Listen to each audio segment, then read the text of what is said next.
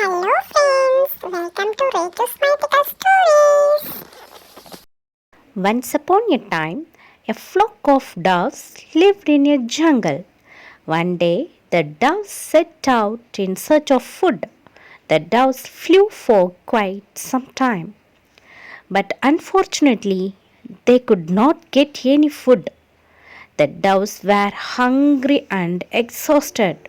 Suddenly, a young dove saw a pile of grain scattered on the ground. The happy young dove informed this to his other friends. The hungry doves rushed in the direction of the food. But the chief of the flock was very wise. He stopped the young doves and said, "Wait, in this deep jungle, where there is no habitat around, how can so much of grain be scattered? It must be the trick of some hunter." However, the exhausted and hungry young doves did not pay any heed to his warning and settled down to eat the grains. In no time, all the young doves found themselves trapped in the hunter's net. The scared young doves called their chief, "Please help us out. We are sorry for ignoring the warning, and now we are facing the consequences. We promise you, we will never do it again." The chief felt pity over the young doves and decided to save them from this unexpected calamity.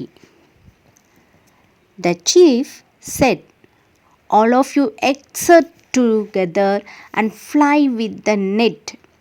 The doves followed the instruction. The hunter was hiding behind the bush, waiting for the right opportunity to come out. When he saw them flying with the net, he shouted and helplessly ran after them, but in vain. All the doves reached high up in the sky. The chief of the doves then directed, "Fly up to the temple, which is behind the hill." The doves obeyed him and flew towards the temple. After reaching near the temple, the chief said, "Get down here. One of my old friends, King of the Rats, lives here with his family. He will certainly help us out from his calamity." The chief then went near a hole in the temple and gave a call.